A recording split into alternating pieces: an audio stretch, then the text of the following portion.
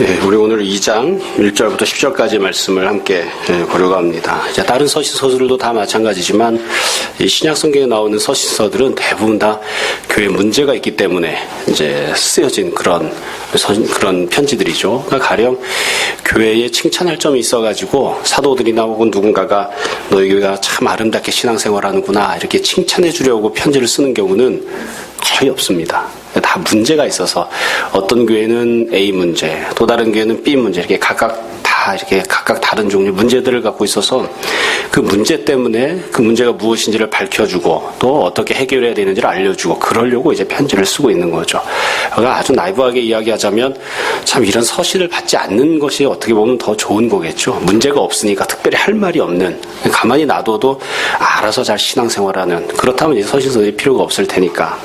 이 갈라디아 교회에는 우리가 지난주까지 본 것처럼 어떤 사람들이 들어와서 다른 복음을 전했기 때문에 그것으로 인해서 이제 문제가 생겼습니다. 그래서 사도 바울이 이미 갈라디아 성도들에게 자기가 전해준 복음이 있었기 때문에 왜 내가 너에게 전해준 복음, 우리가 지난주에 본 것처럼 내가 전한 복음, 바울이 설교하고 전해주었던 그 복음을 갖고 있음에도 불구하고 그것을 다 버리고 다른 데로 그렇게 치우쳐 가느냐 하면서 이제 여러 가지 이야기들을 이제 합니다. 그래서 이전 말씀도 그렇고 오늘 말씀도 그렇고 이 갈라디아 교회 안에 지금 문제가 있는 것이 전제가 되어 있다는 것을 우리가 생각했으면 좋겠고, 그래서 어떻게 보면 이 갈라디아서 안에 나오는 내용은 신앙생활하면서 현재 아무런 문제를 갖고 있지 않은 사람, 어떻게 보면 복음 안에 잘 서 있어서 열심으로 주님 사랑하고 섬기고 있는 사람들에게는 읽으면서 그렇게 큰 감흥이 없거나 혹은 이게 나한테 뭐 적용할 거리가 있을까 그렇게 생각될 수도 있을지 모르겠습니다.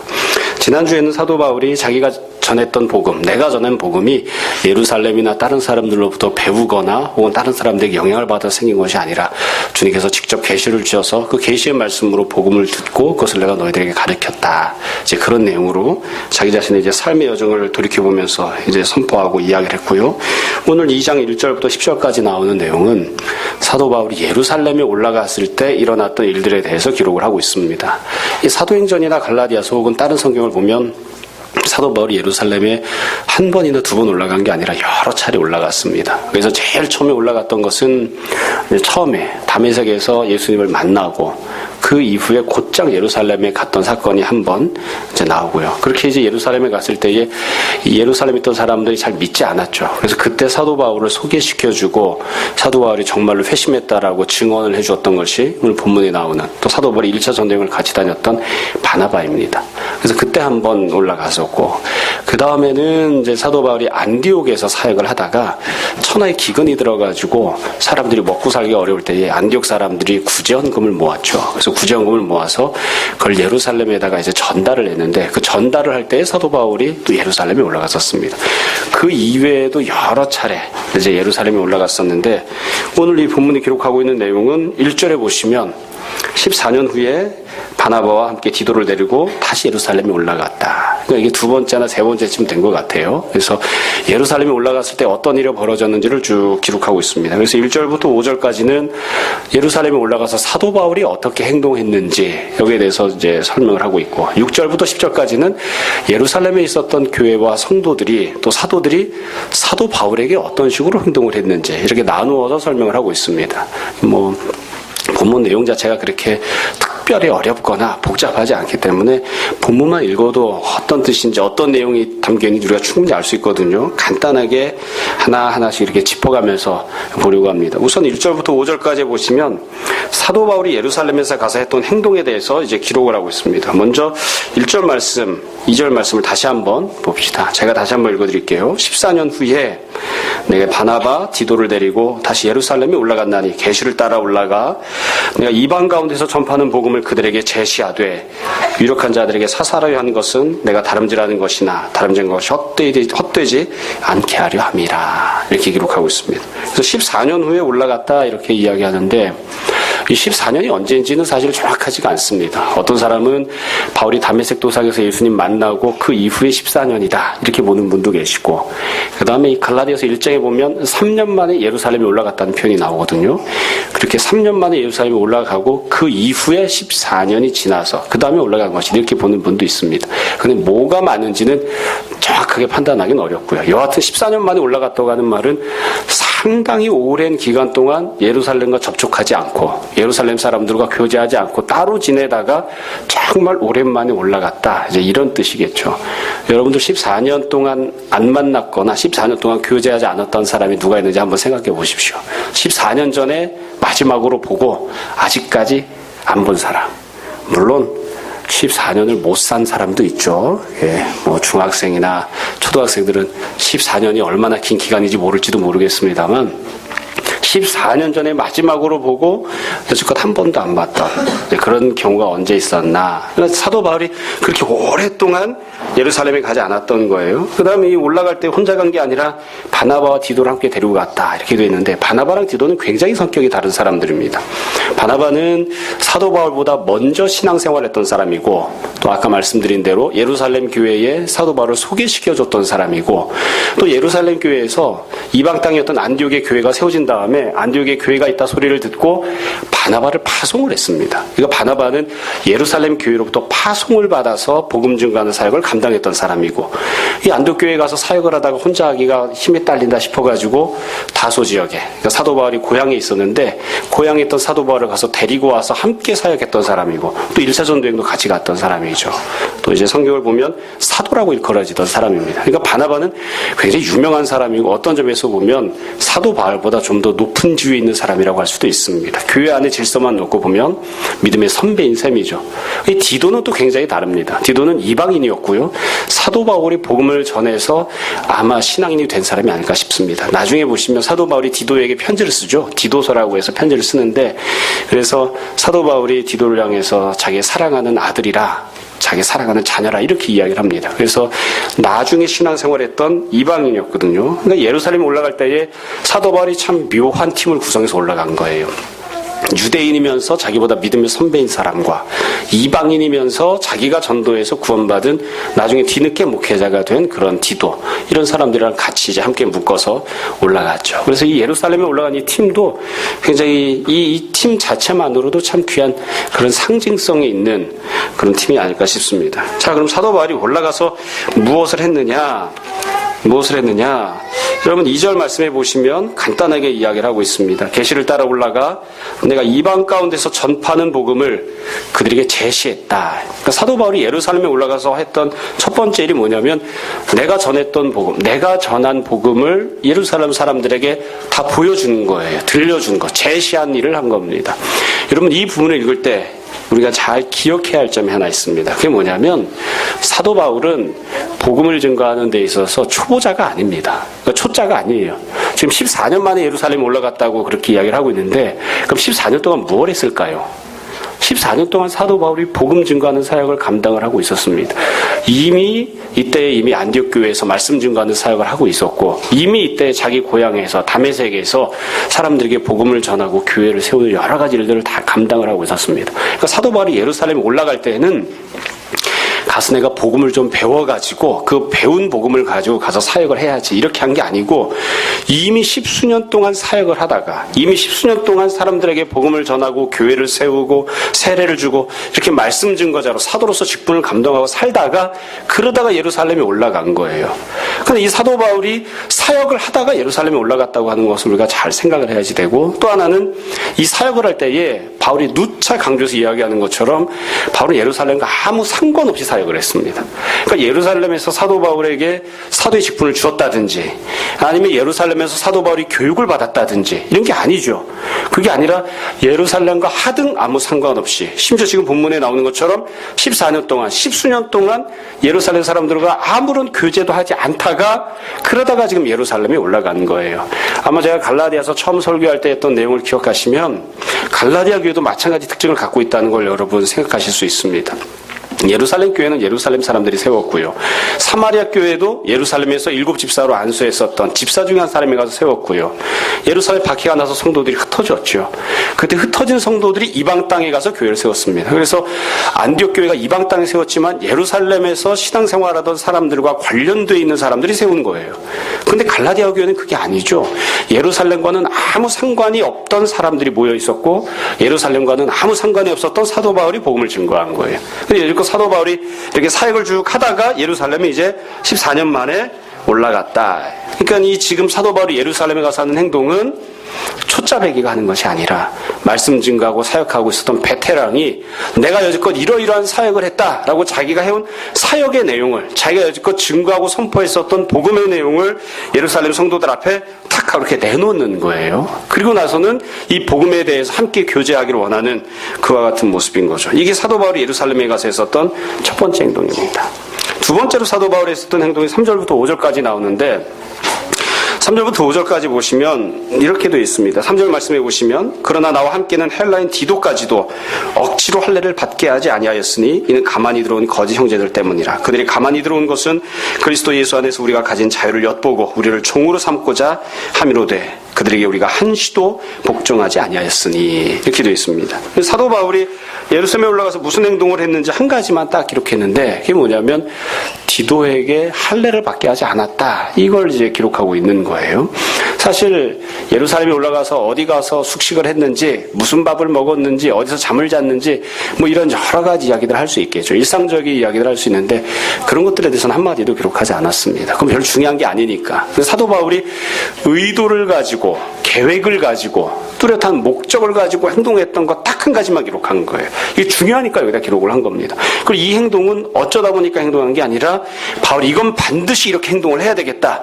그렇게 마음에 결심을 하고 작정을 하고 이렇게 행동을 한 거예요. 그래서 바울이 했던 행동이 뭐냐면 디도에게 억지로 할례를 받지 않겠다는 겁니다.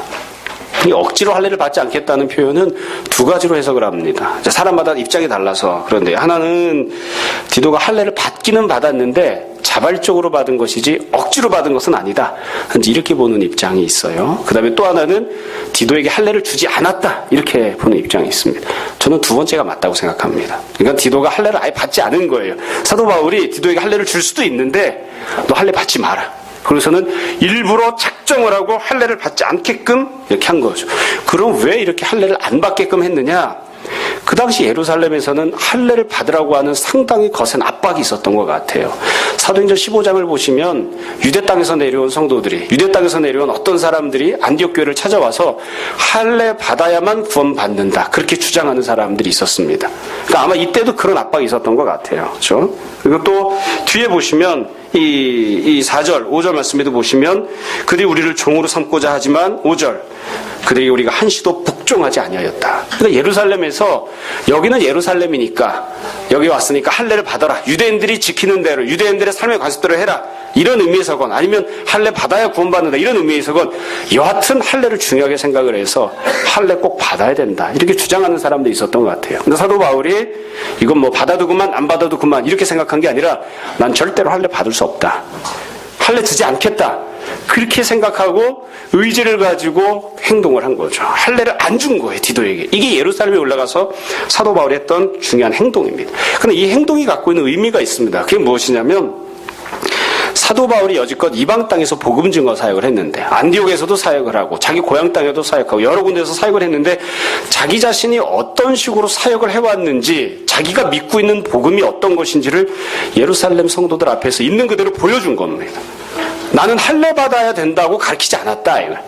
할례 받는 것과 구원은 아무 상관이 없다. 그렇게 가르쳤고 그래서 내가 여지껏 신앙생활하고 내가 여지껏 증거해왔던 복음이 어떤 모습의 어떤 종류의 복음인지를 내가 당신들 앞에 있는 그대로 내가 다 그대로 보여주기를 원한다 하고서는 자기가 갖고 있었던 신앙을 그대로 보여주고 있는 거죠. 그래서 이 1절부터 5절까지 내용을 보시면 뭐 어렵지 않습니다. 사도 바울이 두 가지를 했는데 첫 번째는 말로써 내가 여지껏 사역해왔던 것이 어떤 내용인지 어떤 복음을 내가 증거해왔는지 말로써 예루살렘 성도들 앞에 보여주고 그 다음에 두 번째는 행동으로서 내가 믿고 있는 신앙이 무엇인지 내가 갖고 있는 복음이 무엇인지를 할례를 받지 않게 하는 그런 행동을 통해서 예루살렘 성도들 앞에 보여준 거예요. 그래서 사도 바울이 자기가 여지껏 어떤 모습과 어떤 내용으로 사역해왔는지를 예루살렘에 올라가서 거기에 있었던 성도들에게 교회들에게 그리고 사도들에게 있는 그대로 다 보여주었다. 이게 사도 바울이 지금 이야기하고 있는 그런 내용입니다. 그러니까 내가 어떤 사역을 했는지, 내가 믿고 있는 복음이 무엇인지를 예루살렘 사람들에게 알려준 것이죠. 그렇죠? 14년 동안에 교제가 없었는데, 만나본 적이 없었는데, 그 사람들에게 나는 이런 복음을 믿습니다. 내가 믿는 예수님은 이러한 예수님입니다. 내가 생각할 때에 내가 증거하면서 내가 세워왔던 교회들에서는 이렇게 해야 구원을 받는다라고, 나는 이렇게 가르쳐 왔습니다라고 자기가 가르쳐 왔던 내용, 자기가 가르쳐 왔던 행동을 예루살렘 성도들 앞에 다 있는 그대로 보여준 거예요. 자, 그러면 사도 바울이 이와 같이 행동을 했을 때에 예루살렘 사람들은 사도 바울이 보여주었던, 그가 전한 복음, 바울이 전한 복음에 대해서 어떤 태도를 취했는가, 어떤 모습을 보였는가, 어떻게 반응했는가, 그 내용이 6절부터 나오는 내용입니다. 여러분 6절부터 내용을 보십시오. 6절부터 내용을 보시면 뭐 어렵지 않습니다. 아주 간단하게 몇 가지만 탁탁탁 이렇게 사도 바울이 기록을 했어요. 6절, 유력하다는 이들 중에, 그러니까 교회 안에서 이제 지도력을 갖고 있었던 그런 유명한 사람들이 있었는데, 하나님 사람을 외모로 취하지 아니하신다 하고 나서, 저 유력한 이들은, 6절 마지막 부분에 보세요. 저 유력한 이들은 내게 의무를 더해준 것이 없다. 그러니까 예루살렘에 있었던 유력한 사람들, 지도력을 갖고 있던 사람들이 바울이 전한 복음이 무엇인지를 보고 들었어요. 그런 다음에 뭐라고 했냐면, 네가 갖고 있는 복음은 이러이러한 부분에서 부족하다, 혹은 너는 이러이러한 것을 더 해야 된다 하고서 사도 바울에게 더 첨가시켜준 게 없다 이거예요. 의무적으로 무조건 넌 이걸 더 해야 된다, 이렇게 짐을 지어준 것이 없었다. 다른 식으로 이야기하면 무슨 뜻이 되겠습니까? 이거는 사도 바울이 했던 복음 전도의 내용, 사도 바울이 가르쳤던 복음을 그 내용 그대로 받아들이고 인정을 했다, 이제 그런 뜻인 거죠. 그러니까 사도 바울이 만약에 가르쳤던 복음이 틀렸다면 예루살렘 사람들이, 예루살렘에 있었던 사도들이 그렇게 이야기했겠죠. 네가 잘 가르치지만 이건 부족하니까, 이거는 올바른 복음이 아니니까 고쳐라, 아니면 이 부분이 부족하니까 첨가해라, 그렇게 이야기했겠죠. 만약에 또 예루살렘 사람들이 그렇게 이야기했으면 어떻게 됐겠습니까? 사도 바울이 다투었겠죠. 왜 내가 가르치는 복음이 올바른데 여기에 대해서 왈가왈부하느냐. 그리고 다투거나 서로 다른 모습들이 정리되었을 텐데 그게 아니에요. 바울이 전했던 복음을 예루살렘 사람들이 있는 그대로 받아들인 거예요. 그리고 나서는 그 복음에 대해서 다른 뭔가가 더 필요하다, 이건 틀렸다, 이런 지적이 없었어요. 아무런 의무상을 가지 않았어요. 있는 그대로 듣고 본 다음에 그게 맞다라고 그냥 그대로 받아들인 거예요. 그렇죠? 그런 다음에 또 어떻게 했는가? 여러분 7절 말씀에 보시면 예루살렘 사람들, 예루살렘에 있었던 교회에서 보였던 반응 두 번째가 나옵니다. 도리어 그들은 내가 무할례자에게 복음을 전함을 맡은 것이 베드로가 할례자에게 맡은 것과 같은 것을 보았다. 그러니까 인정했다, 이런 뜻입니다. 그러니까 예루살렘에 있던 사람들이 당신이 이방인들에게 복음을 전하는 사람이 되라고 하나님께서 특별히 따로 세우신 사람이 맞다, 그렇게 인정해줬다 이거예요. 인정해줬다. 여기서는 그들이 전하고 있었던 복음과 사도 바울이 전하는 복음이 동등하고 동일한 내용이라고 하는 것을 인정한다는 것이 포함이 되어 있습니다. 여러분 이 부분도 우리가 오해해서는 안 되는데, 사도 바울은 이 예루살렘에 올라가서 사도로 인정을 받은 것이지 사도로 세움받은 것이 아닙니다. 사도로 세움받는 것과 인정받은 것은 굉장히 다릅니다. 다른 식으로 이야기를 할게요. 우리가 가끔 교회에 있다 보면 성도들 중에 그런 질문을 하는 사람이 있어요. 성경은 누가 성경으로 만들었습니까? 사람들이 결국 모여가지고 회의에서 이거는 성경, 이거는 성경이 아닌 거, 이렇게 따로 구별한 거 아닙니까? 로마 카톨릭교에서는 그렇게 이야기하죠. 교회의 전통이 어떤 것은 성경으로 인정하고 어떤 것은 성경이 아닌 것으로 그렇게 했다. 그러므로 교회의 전통이 매우 중요하고 권위가 있다, 이렇게 주장을 해요. 우리는 그렇게 생각하지 않아요. 우리는 어떤 책을 놓고 이게 성경이 아닌데, 원래 하나님 말씀이 아닌데 우리가 이제부터 이걸 성경으로 인정하자, 그래서 그걸 성경으로 만들 수 있는 권위를 우린 갖고 있지 않아요. 우리들이 하고 있는 것은 무엇이냐면 그건 처음부터 하나님 말씀이었어요. 그렇기 때문에 그걸 하나님 말씀으로 받아들이는 것뿐이에요. 흔히 예를 들 때 이렇게 이야기를 합니다. 원래 길바닥에 다이아몬드가 있었고 돌멩이가 있었는데 우리가 하는 것은 무엇이냐면 다이아몬드를 보고 다이아몬드라고 인정하는 것만 우리가 하는 것이지, 돌멩이를 가리켜서 돌멩이를 다이아몬드로 만드는 그런 힘은 우리에게 없다 이거예요. 그 하나님 말씀이 66권이 있는데 그건 애당초 처음부터 하나님 말씀이었어요. 하나님 말씀인데 그걸 우리가 보고 이게 하나님 말씀이라고 인정하는 것뿐이지, 하나님 말씀이 아니었던 것을 하나님 말씀으로 만드는 그런 권한은 우리가 없는 거예요. 그건 아무도 그런 권한을 갖고 있지 않죠. 우리도 없고 사도도 없고 교회 권위도 그런 권한을 갖고 있지 않아요. 지금도 예루살렘에 올라가서 사도 바울이 마찬가지입니다.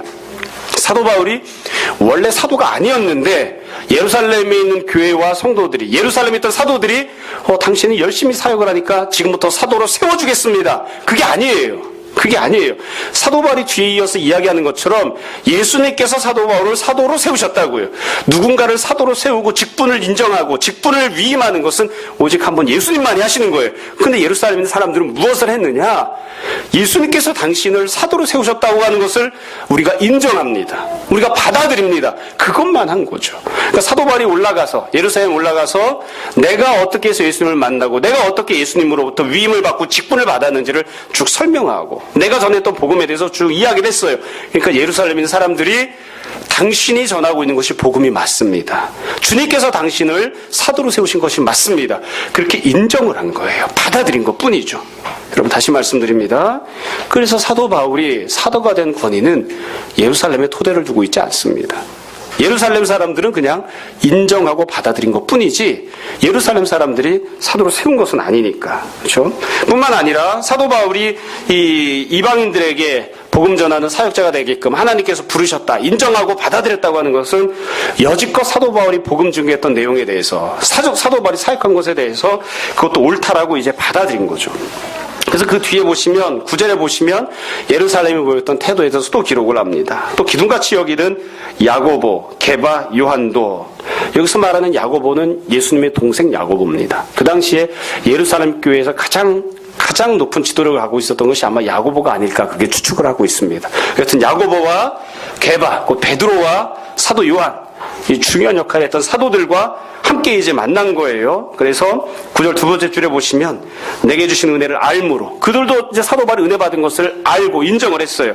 그래서 나와 바나바에게 친교의 악수를 하였으니. 그러니까 이 예루살렘에 있었던 기둥 같은 사도들이 사도 바울이 어떤 태도를 가졌냐면 친교의 악수를 나누었다. 그러니까 주님 앞에서 동등한 친분과 직분을 갖고 있다라고 인정을 하고 서로 친교를 나누었다 이거죠. 여러분 이 부분도 매우 중요합니다. 여러분 우리가 성경을 읽다 보면 베드로가 취하지 않은 태도가 있습니다. 제가 성경 공부를 하거나 이야기할 때에는 가끔 그런 이야기를 제가 하곤 하죠. 사도 베드로와 사도 바울은 똑같지 않다. 권위에서 똑같지 않다. 사실 똑같지 않았습니다. 그러면 사도 베드로가 사도 바울을 향해서 내가 너보다 권위가 높다 주장했는가? 그렇지는 않았습니다. 성경 어디에도 그리고 교회 전통에 나오는 어떤 역사에도 베드로가 사도 바울에게 나는 예수님을 직접 만나고 난 예수님과 직접 생활하고 난 예수님 음성을 직접 들었으니까 너는 나보다 열등해. 나는 너보다 우월해. 그렇게 주장한 적이 있었느냐? 단 한 번도 없습니다. 지금 사도 바울도 똑같이 이야기하는 거예요. 내가 예루살렘에 올라가서 사도들과 만났을 때에 사도들이 예루살렘에 있는 사도들이 내가 너보다 우월하다. 내가 너보다 더 탁월하다. 내가 너보다 더 좋은 복음을 갖고 있다. 그렇게 말한 것이 아니라 서로 동등한 입장에서 친교의 교제를 나누었다. 너와 내가 똑같은 복음을 가지고 있다. 그래서 서로 친교의 복음을 나누었다. 그렇게 지금 이야기를 한다고. 또 맨 마지막에 보시면 10절에 보면 심지어 어떻게까지 이야기를 하냐면 10절 다만 우리에게 가난한 자들을 기억하도록 부탁하였으니 이것은 나도 본래부터 힘써 행하여 왔노라. 사도 베드로가 바울을 향해서 예루살렘에 있는 가난한 성도들을 구제하는 일에 같이 동참해달라, 도와달라 그렇게 도움을 요청했다. 그러니까 어떻게 보면 예루살렘에 있었던 사도들이 사도 바울을 가르치거나 도와주는 것이 아니라 우리가 이방 땅에 있었던 교회와 이방 땅에 있는 성도들이 예루살렘에 있는 교회 성도들을 도와주는 그와 같은 역할을 했다. 이제 사도 바울이 그렇게 이야기를 합니다. 이게 이제 2장 1절부터 10절까지 나오는 내용입니다. 그래서 사도 바울이 예루살렘에 올라갔을 때 어떤 일이 있었는가? 처음 1절부터 5절까지 보시면 바울이 여지껏 증거하고 선포해왔었던 복음을 예루살렘에 있던 사람들에게 다 이야기해주고 내가 갖고 있는 신앙이 무엇인지 예루살렘에서 요구하는 사람들이 있지만 내가 갖고 있는 신앙대로 자기가 했던 행동들을 또 그대로 다 보여주고 다 그대로 까발려서 보여준 거예요. 그런 다음에 6절부터 10절까지 보시면 그런 사도 바울의 복음에 대해서 예루살렘 사람들이 다 그대로 인정하고 친교의 약속을 나누고 도리어 도움을 청했던 그런 반응을 보였다. 이게 사도 바울이 설명하고 이야기한 내용입니다. 어렵지 않죠? 여기서 이야기하려고 하는 바가 무엇인지에 대해서 우리가 간단하게 한두 가지를 이제 말씀을 더 정리해서 말씀드리려고 합니다. 지금까지 했던 내용을 보시면 매우 간단한 사실을 하나 알 수 있습니다. 사도 바울이 지금 2장 1절부터 10절까지 해서 이야기하고 또 선포하려고 하는 내용이 뭐냐? 갈라디아 성도들에게 이야기하려고 하는 내용이 뭐냐? 매우 간단합니다. 복음은 동일하다는 것입니다. 내가 너희들에게 복음을 전해 주었는데, 그러니까 내가 전한 복음이 있죠. 너희들이 여지껏 들었던 복음은 예루살렘에서 선포되는 복음과 동일하다. 똑같다. 그리고 그 똑같다고 하는 사실을 예루살렘에 있는 교회와 성도들, 사도들도 다 함께 인정을 했다. 그렇게 이야기를 한 거예요. 처음부터 사도 바울이 이야기하는 것처럼 14년 동안 만나지 않았어요. 또 사도 바울과 베드로는 같은 곳에서 배우지도 않았어요. 배운 것도 다르고 은혜를 받은 과정도 다르고 서로 오랫동안 교제하지 않았지만 그럼에도 불구하고 사도 바울이 선포했던 복음과 예루살렘에서 베드로가 증거하고 선포했던 복음은 동일하고 똑같은 복음이다. 사도 바울이 지금 그렇게 이야기를 하고 있는 거예요. 이 이야기를 하는 목적은 간단하죠. 내가 너희들에게 전했던 그 복음에서 벗어나는 것은 예루살렘에서 선포되고 있었던 베드로가 증거했던 복음에서 벗어나는 것이다. 내가 너희들에게 다른 복음을 증거한 것이 아니니까. 그러니까 내가 너희들에게 증거했던 복음에서 흔들리지 말고 그 복음을 붙들고 있어라. 그게 주님께서 주신 유일한 복음이라고 사도 바울이 지금 강조하고 있는 것입니다. 여러분, 우리가 이 사도 바울이 고백하는 내용을 보면서 잘 기억해야 됩니다. 사도 바울이 예루살렘에 가서 서로 안 맞는 부분을 잘 이렇게 조정한 게 아니에요. 맞지 않는 부분을 보충하거나 첨가하거나 빼거나 이런 게 아니에요. 원래 그들은 만난 적이 없는데도 불구하고 똑같은 복음을 갖고 있었어요. 그들은 서로 대면하거나 같이 공부하지 않았는데도 불구하고 똑같은 동일한 복음을 갖고 있었다. 동일한 복음을 갖고 있었습니다. 이 사실을 우리가 사도행전에서도 잘 알 수 있습니다. 사도행전을 보면 처음에는 사도 베드로가 했던 설교가 나옵니다. 예루살렘 교회를 세울 때 사도 베드로가 했던 설교를 보시면 매우 간단해요. 길게 복잡하게 돼 있지 않아요. 사도 베드로는 딱 한 가지 설교했습니다. 오직 예수 그리스도 한 분에 대해서만 설교를 했어요. 그분이 십자가에 달려 돌아가시고 부활의 영광을 누리셨노라고 주님의 십자가 고난과 부활에 대해 선포했습니다. 그 다음에 시간을 내서 사도 바울이 선교행을 떠나게 됐죠. 사도 바울이 선교행을 떠났을 때에 어떤 식으로 설교했는지 설교했던 내용도 마찬가지로 기록합니다.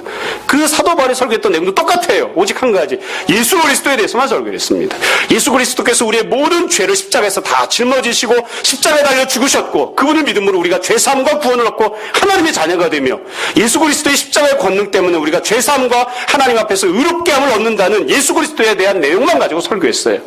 그래서 사도 바울과 베드로는 설교했던 대상도 다르고 지역도 다르고 설교했던 시기도 달랐지만 똑같이 한 가지 주제만 갖고 설교를 했다고요. 똑같은 내용을 가지고 증거한 거예요. 그래서 베드로가 전했던 복음과 바울이 전했던 복음이 전혀 다르지 않습니다. 똑같습니다. 똑같아요. 왜 이렇게 똑같을까? 이유는 간단합니다. 복음은 그 당시 이미 완성되어 있었기 때문입니다. 여러분, 복음이 완성되어 있었다 혹은 계시가 완성되어 있다, 이게 무슨 뜻이냐면 이렇게 막 신학자들이 여러 개 이야기하고 나니까 오늘날 계시는 주어지지 않는다 이런 식으로 이야기하니까 헷갈려 하시는 분들이 있는데 간단한 내용입니다. 여러분, 복음이란 무엇이냐? 예수 그리스도께서 복음입니다. 근데 예수님이 어떻게 하셨느냐? 십자가 달려 돌아가시고 부활하시고 지금은 승천하셔서 하나님 보좌 우편에 앉아 계시죠. 그래서 예수 그리스도께서 이 땅에서 하시는 사역은 끝이 났습니다. 예수님이 더 이상 이 땅에서 사역하지 않으세요. 그렇기 때문에 복음도 끝이 난 겁니다. 더 이상 다른 계시가 없어요.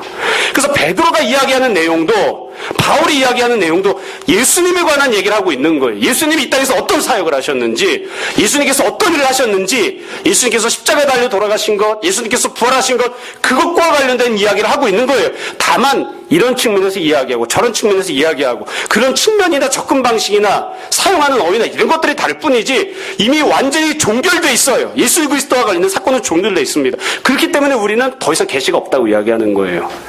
계시는 종결되었습니다. 예수 그리스도께서 십자가에 달려 돌아가시고 부활하신 사건이 종결되었기 때문에 다른 사건은 없다고요. 누가 오든지 간에, 베드로가 오든지 간에, 바울이 오든지 간에, 제가 설교를 하건 다른 사람이 이야기하건 모든 사람들이 증거하고 선포하는 복음은 딱 하나예요. 예수 그리스도에 관한 것이에요. 근데 예수 그리스도와 관련된 사건은 이미 끝이 나버렸죠. 더 이상 첨가되는 게 없어요. 그래서 계시가 종결된 것입니다. 새로운 무언가 사실에 더 첨가되지 않아요. 그러니까 예수 그리스도와 관련된 복음이 끝이 났기 때문에, 완전히 완성된 채로 종결이 되었기 때문에 베드로가 할 수 있는 이야기도 정해져 있고 바울이 할 수 있는 이야기도 정해져 있고 제가 할 수 있는 이야기도 정해져 있는 거예요. 만약 여기에다가 우리가 다른 무언가를 더 첨가하면 그건 이제 이단이 되는 것이죠. 그건 복음이 아닌 것입니다. 여러분, 사도 바울과 사도 베드로가 전했던 복음은 똑같습니다. 그런데 다만 다른 게 있습니다.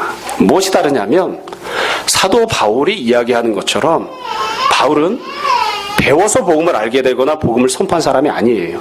주님이 주시는 계시를 받았죠. 베드로도 마찬가지로 주님이 주시는 계시를 받았습니다. 다만 그 계시를 어떤 방식으로 받았느냐에 있어서 서로 차이가 났습니다. 우리가 잘 아는 대로 베드로는 예수님과 직접 생활을 했습니다. 주님의 육성을 들었습니다. 그렇죠? 부활하셔서 주님께서 제자들과 함께 40일 동안 같이 계시는 놀라운 경험도 했습니다. 승천하신 예수님도 목격했습니다. 그런 방식으로 베드로는 복음을 들었어요. 그게 베드로가 계시를 들은 방식이에요. 바울은 어땠나요? 바울은 그렇지 않아요. 바울은 전혀 다른 방식으로 계시를 받았습니다. 다메섹으로 가는 과정에서 부활하셨던 예수 그리스도를 만났고 주님의 음성을 들었어요. 그래서 계시를 들었던 방법은 달랐어요. 어떤 사람은 A라고 하는 방법으로, 어떤 사람은 B라고 하는 방법으로 전혀 다르게 계시를 들었어요. 근데 문제는 어디에 있느냐? 중요한 건 무엇이냐?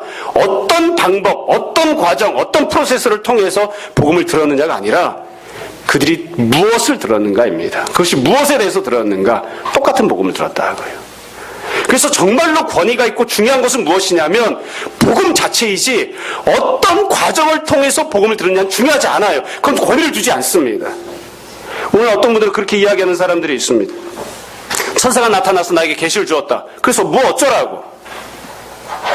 천사가 나타나서 이야기하면 그것이 권위가 있나요? 그렇지 않아요. 그렇지 않아요. 우리에게 정말로 중요한 건 그 사람이 증거하고 선포하는 내용이 무엇인가입니다. 복음이냐 그렇지 않냐가 중요해요. 천사가 나타나서 계시를 줬다 할지라도 예수 그리스도에 관련된 복음이 아니면 그건 아무것도 아니에요. 쓰레기에 불과합니다. 아무것도 아니에요. 정말로 중요한 건 내가 어디 나가서 박사학위를 했느냐, 세계적인 석학에 배웠느냐 중요하지 않아요.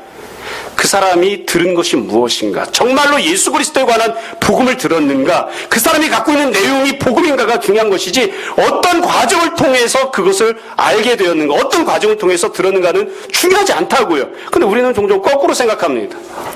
세계적인 석학이 가르쳐주면 복음을 제대로 듣고, 천사가 나타나서 계시를 주면 복음을 제대로 듣고, 과정과 어떤 프로세스를 통해서 복음을 접하고 알게 되었는지가 우리에게 권위를 주는 것처럼 생각을 해요. 그러니까 자꾸 엉뚱한 데로 빠지는 거예요.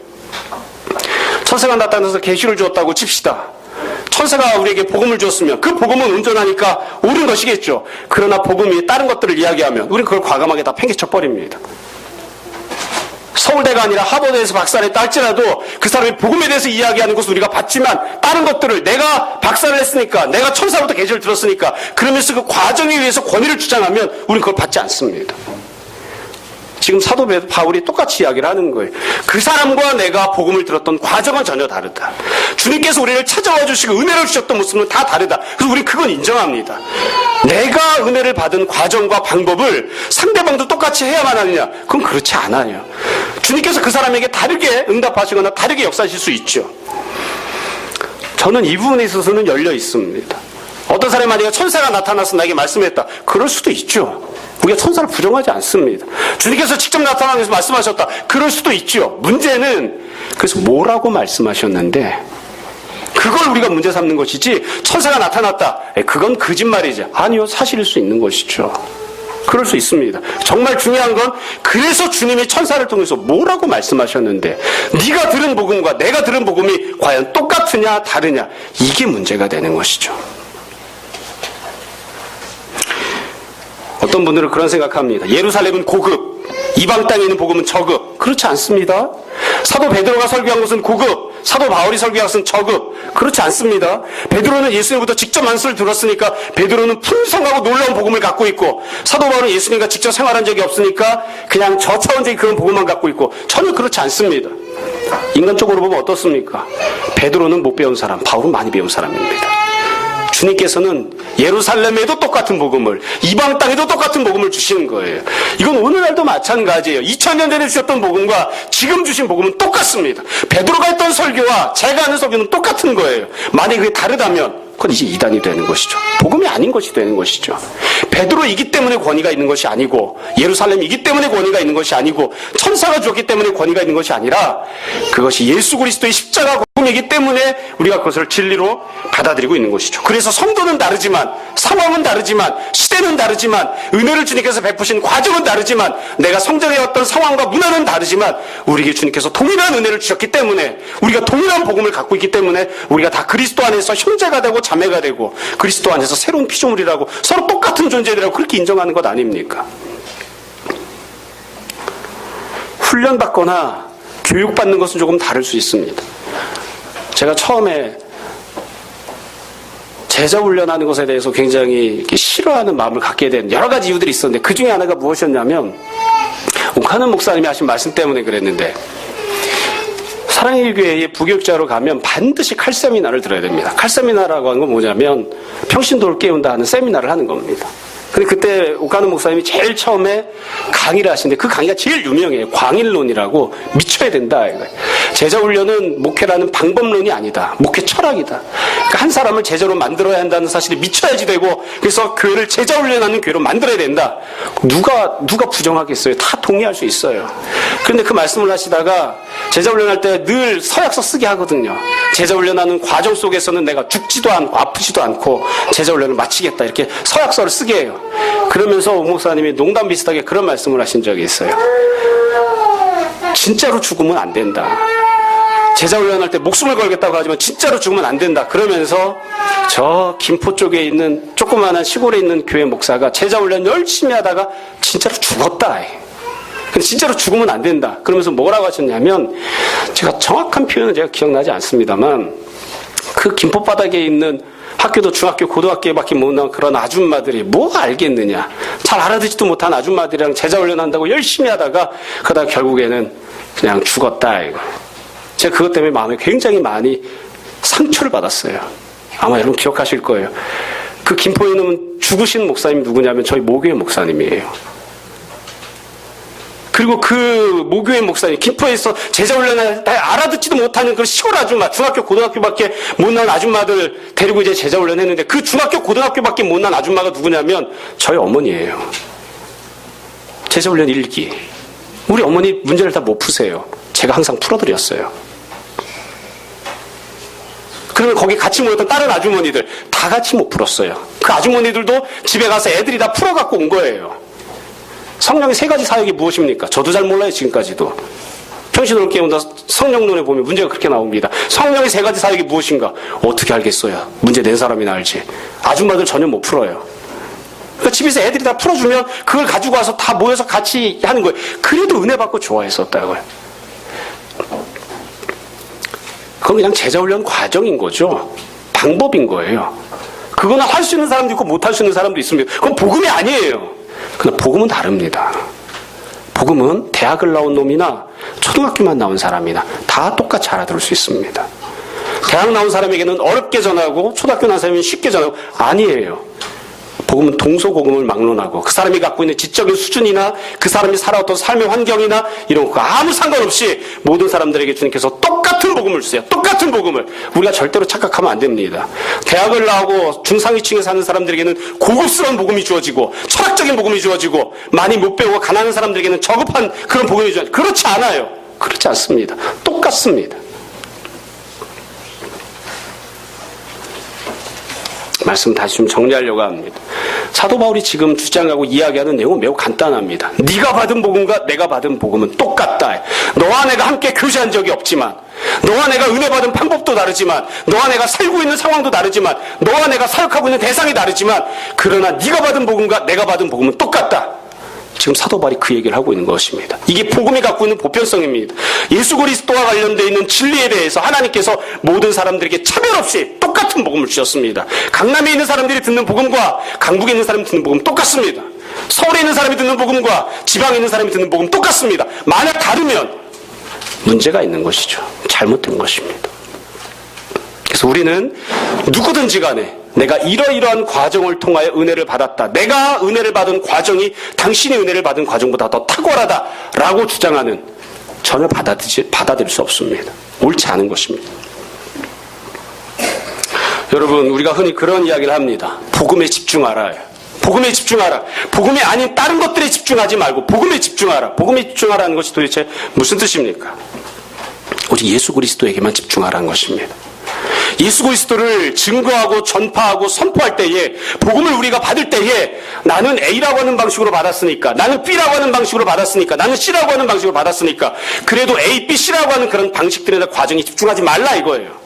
그거 중요하지 않다. 거기에 집중하지 마라. 나는 제자훈련을 통해서 받았으니까, 나는 교리교육을 통해서 받았으니까, 나는 성령 충만을 통해서, 은사를 통해서 받았으니까, 나는 천사가 주는 계시를 통해서 복음을 받았으니까 1번, 2번, 3번, 4번 다 중요하지 않아요. 그런 것들에 집중하면 그건 복음에 집중하는 것이 아닙니다. 우리 자꾸 그런 데 넘어집니다. 복음에 집중하라. 네가 들은 예수 그리스도에게 집중하라. 주님께서 나의 죄를 담당하시고자 십자가 달려 돌아가셨고 주님께서 나를 다시 살리시고자 부활의 영광을 누리셨다고 하는 십자가 고난과 부활의 영광에 집중하고 또한 그 주님께서 영광 가운데 다시 재림하실 것이고 우리가 하나님 나라의 영원한 소망을 두고 살아간다고 하는 그 믿음에 집중하는 것, 그 이외에 다른 어떤 것에도 집중하지 않는 것, 그게 이제 핵심인 것이죠. 말씀을 정리하겠습니다. 예루살렘에 있었던 사람들이 나중에 이렇게 이야기를 했습니다. 우리는 유대인에게로, 너는 할례받지 않은 이방인에게로. 딱 한 가지만 다른 거죠. 딱 한 가지만 다른 겁니다. 복음은 똑같은데 그 복음을 들고 누구에게 가는가, 그것만 다릅니다. 여러분, 여기서 우리가 더 첨가하면 안 됩니다. 대상이 다르다고 해서 접근하는 방식도 달라지는가, 그건 아닙니다. 다 똑같은 방식으로 접근합니다. 조금 더 효율적인 방식으로 접근하기 위해서 다른 이야기 뭐 할 수도 있겠죠. 그래도 그것 때문에 복음이 달라지면 안 됩니다. 딱 한 가지, 대상만 다릅니다. 누가 듣는가만 달라질 뿐이지 그것에 의해서 복음이 달라지는 것은 결코 아닙니다. 근데 참 묘하게도 우리가 잘 아는 것처럼 지금 이때에는 베드로는 그렇게 생각했습니다. 나는 예루살렘 사람들, 유대인들에게, 사도 바울은 이방인들에게, 그렇게 생각해서 서로 빠이빠이하고 교제 약속하고 빠이빠이 했죠. 그러나 맨 마지막에는 어떻게 되었죠? 사도 베드로도 이방인에게 갔습니다. 복음을 들고 결국에는 이방인에게 갔습니다. 똑같은 복음을 다른 대상에게 전할 뿐입니다. 여러분, 우리가 갖고 있는 복음이 어떠한지를 한번 꺼내놔 봅시다.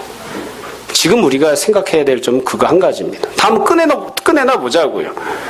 강남교회에서 믿고 있는 복음과 내가 믿고 있는 복음을 꺼내놔 보자고요. 우리가 10몇 년 동안 같이 만난 적이 없지만, 태어나서 한 번도 같이 예배드린 적이 없지만 네가 믿고 있는 예수 그리스도와 내가 믿고 있는 예수 그리스도를 꺼내놔 보자고요. 그래서 그 두 가지가 똑같은지 아니면 다른지 한번 비교해 보라고요. 만약에 다르면 문제가 있는 것입니다. 무언가 복음이 아닌 것이 들어와 있는 것입니다. 똑같아야 합니다. 내가 믿고 있는 예수님과 미국 사람들이 믿고 있는 예수님이 같은지 다른지 꺼내놔 보자고요. 똑같아야 됩니다. 만약에 다르면 뭔가 문제가 있는 것입니다. 거기에 다른 복음이 들어와 있는 것이죠. 왜 부자가 믿는 복음과 가난한 사람이 믿는 복음이 달라야 합니까? 그럼 뭐가 문제가 있는 것입니다. 잘못된 것입니다. 왜 많이 배운 사람이 믿는 복음과 못 배운 사람이 믿는 복음이 다릅니까? 그럼 문제가 있는 거예요. 무언가 사탄이 장난을 치고 있는 것이죠. 다른 복음이 들어와 있는 것이죠. 여러분, 한번 잘 생각해 보십시오. 내가 믿고 있는 복음과 내 옆에 있는 사람 믿는 복음은 과연 똑같은가? 그래서 복음은 측정 가능합니다. 평가가 가능합니다. 진짜인지 가짜인지 얼마든지 평가할 수 있습니다. 누군가가 우리에게 나는 너무나 높고 나는 너무나 탁월하고 나는 계시로 은밀하게 주어진 복음을 갖고 있기 때문에 당신과는 공유할 수 없다 이야기하면 그건 가짜입니다. 복음은 다른 누군가와 공유할 수 없는 것이 결코 아닙니다. 초등학교만 나온 혹은 초등학교도 못 나온 사람과도 함께 공유하고 그 사람의 것과 나의 것이 똑같아야 그래야 그게 진짜 복음입니다. 내 옆에 있는 교회가 믿지 않는 것을 나만 믿고 있다. 내 옆에 있는 성도들이 받아들이지 않는 것을 나만 받아들인다. 그것은 옳지 않은 것입니다. 그래서 교회 안에서 서로 믿음의 교제를 나누는 것이죠. 내가 갖고 있는 은혜, 내가 받은 은혜를 끄집어내놓고 함께 나누고, 그리고 내가 받은 은혜가 과연 합당한 복음에 합당한 것인지, 복음에 합당한 것인지 검토받고, 내가 혹시 잘못된 은혜를 받고 있는 것은 아닌지 옆에 있는 성도들로부터 권면을 받는, 그게 신앙생활을 같이 하는 것입니다. 사도 바울이 그와 같은 과정을 거쳤던 것을 여러분 다시 한번 잘 생각해 보십시오. 그리고 옆에 있는 사람들에게 도움을 받으십시오. 내가 생각하고 있는 것이 정말 복음인가요? 내가 알고 있는 이 지식이 정말로 주님의 뜻에 합당한 것인가요? 옆에 있는 교회가 손가락질하면 그건 우리가 잘못된 겁니다. 옆에 있는 지체가 인정하지 않으면 그건 무언가가 잘못되어 있는 것입니다. 여러분, 모쪼록 주님 앞에서 1대1로 은밀한 신앙생활을 해야 하지만, 그러나 다른 사람들과 공유할 수 없는 잘못된 길로 빠지는 다른 복음이 들어와 있는 그런 모습이 혹시 우리 가운데 없는지 잘들 살펴보시고, 또 내가 갖고 있는 복음을 지금 내 옆에 있는 사람에게, 또 다른 자들에게 전할 수 있는 그런 귀한 은혜가 있었으면 좋겠습니다. 우리가 함께 더불어 주님 앞에서 한 가족으로 부름을 받고 함께 신앙생활하는 그런 지체들이 되었습니다. 같이 와서 모여서 이야기할 때에, 교제할 때에 밥 먹은 이야기, 옷 산 이야기, 아이들 이야기도 참 중요하지만 그것만이 아니라 내가 은혜 받은 이야기, 내가 듣고 믿고 있는 복음에 관하여 함께 나누고, 혹시 그것들이 서로 잘못된 것이 없는지 서로 돌보아주고 서로 다시 한 번 더 살펴봐주는 그런 귀한 은혜들이 있었으면 좋겠습니다. 내가 믿는 예수님, 여러분도 똑같은 예수님을 믿고 있습니다. 내가 받은 은혜, 여러분도 똑같이 받으셨습니다. 내가 갖고 있는 복음을 여러분들도 똑같이 갖고 있는 것입니다. 우리가 다 그와 같은 하나 되는 귀한 은혜가 있기를 주님의 이름으로 축원합니다. 이 시간 잠시 기도하겠습니다.